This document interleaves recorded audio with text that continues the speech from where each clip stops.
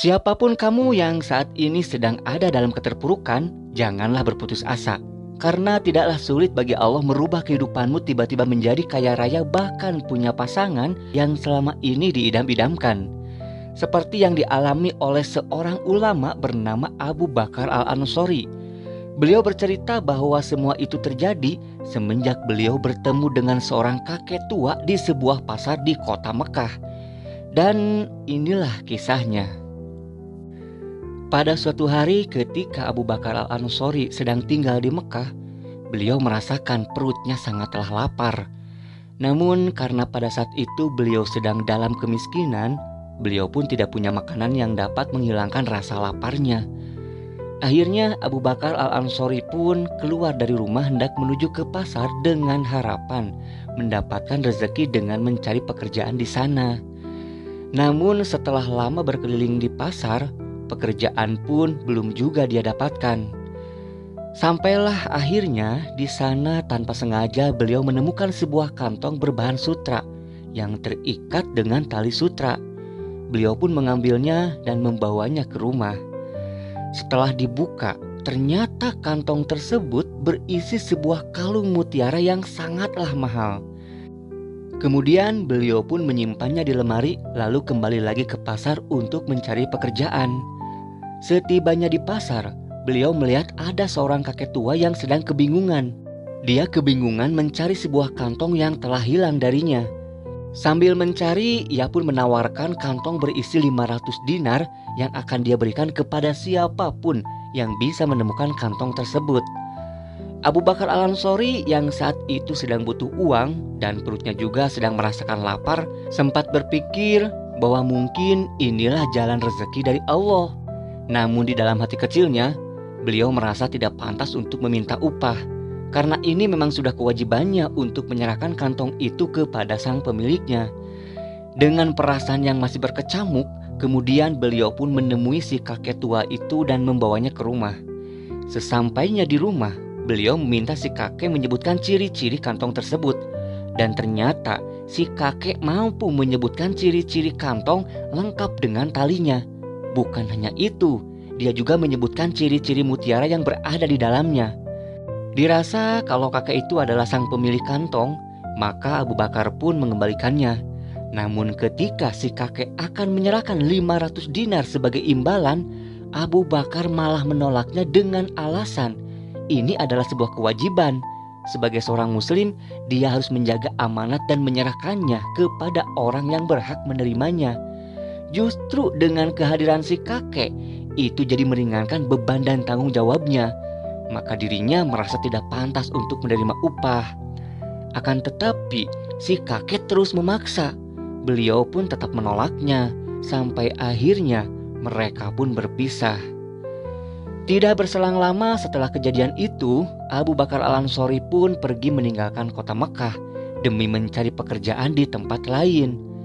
Beliau pergi dengan menaiki perahu. Namun di tengah perjalanan, tiba-tiba ombak badai menerjang perahunya yang mengakibatkan perahu yang dia tumpangi pecah dan tenggelam. Semua penumpang pun tenggelam dan meninggal. Namun atas izin Allah, Abu Bakar Al-Ansori mampu selamat karena berpegangan pada pecahan papan kayu dari perahu itu. Dalam keadaan lemas, beliau pun terombang-ambing tanpa tahu kemana arus ombak akan membawanya. Sampai akhirnya beliau pun terdampar di sebuah pulau yang berpenduduk. Singkat cerita, di pulau tersebut Abu Bakar Al-Ansori pun menemukan sebuah masjid.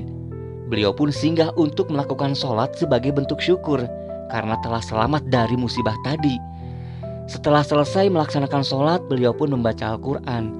Namun ternyata suara lantunan Al-Quran itu terdengar oleh orang-orang di sekitar masjid. Karena mereka merasa takjub akan keindahan bacaan Al-Quran yang dibaca oleh Abu Bakar, mereka pun meminta Abu Bakar Al-Ansori untuk mengajari mereka dan anak-anak mereka.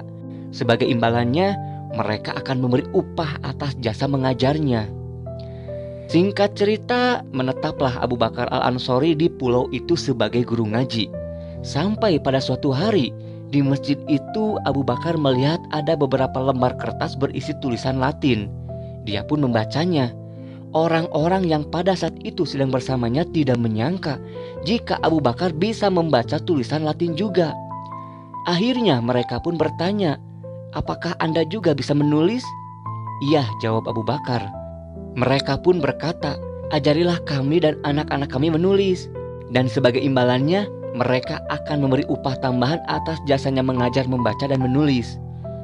Singkat cerita, anak-anak di pulau itu pun sebagian besar sudah pandai membaca dan menulis. Penduduk pun merasa senang dengan keberadaan Abu Bakar di pulau mereka.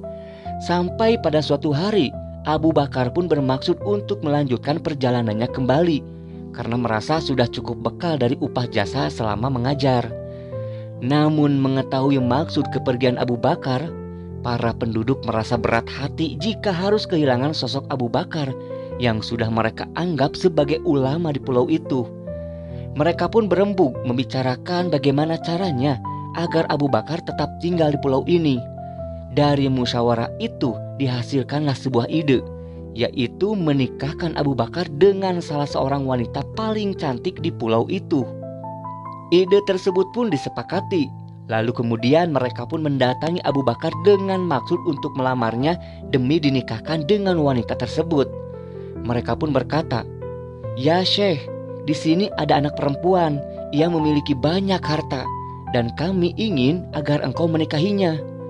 Namun sayangnya Abu Bakar Al-Ansori menolak tawaran tersebut karena dia belum ada maksud untuk menikah. Namun para penduduk terus memaksanya. Abu Bakar pun tetap menolaknya. Sampai akhirnya mereka pun mengatakan jika wanita itu adalah anak yatim, di mana ayahnya sudah meninggal dan dia tidak punya siapa-siapa lagi. Mendengar itu, akhirnya Abu Bakar pun bersedia memenuhi permintaan mereka. Karena Abu Bakar ingin memuliakan anak yatim dan itu dia lakukan demi menjaga kehormatan wanita tersebut. Singkat cerita, akad pernikahan pun selesai diselenggarakan. Namun saat malam hari ketika Abu Bakar dipertemukan dengan perempuan tersebut, seketika itu matanya terbelalak melihatnya. Abu Bakar terpaku memandangi sebuah benda yang tergantung di leher perempuan itu. Apa yang dilakukan Abu Bakar tentu saja melukai perasaan si wanita. Dia merasa jika suaminya lebih tertarik dan lebih peduli pada kalungnya saja. Saat itu juga mahramnya menegur Abu Bakar, "Wahai Syekh, Anda telah melukai hati perempuan ini. Kenapa Anda malah memandangi kalungnya dan malah mengabaikan istrimu?" Kemudian Abu Bakar pun menjelaskan kenapa dia melakukan hal itu.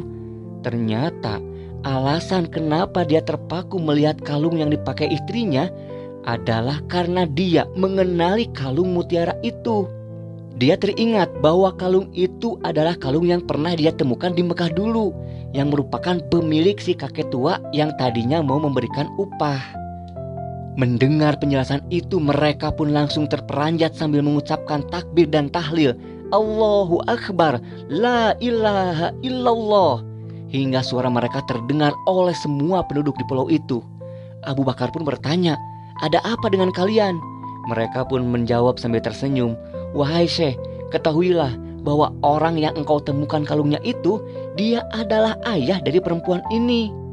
Sekembalinya dia dari Mekah, beliau selalu mengatakan kepada kami, 'Aku belum pernah bertemu seorang muslim yang memiliki sifat seperti orang yang sudah mengembalikan kalungku.' Semenjak kepulangannya dari Mekah sampai dia meninggal, dia selalu berdoa, 'Ya Allah, kumpulkanlah pemuda ini denganku sehingga aku dapat menikahkannya dengan putriku, dan biarkan dia mewarisi semua harta kekayaanku.' Dan sekarang keinginannya itu sudah terwujud." Dan semenjak kejadian itu, Abu Bakar Al-Ansori pun tinggal bersama istrinya di pulau itu dan mereka pun dikaruniai 2 orang anak.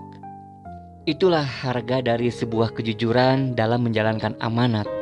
Kisah ini mengingatkan kita pada sebuah hadis.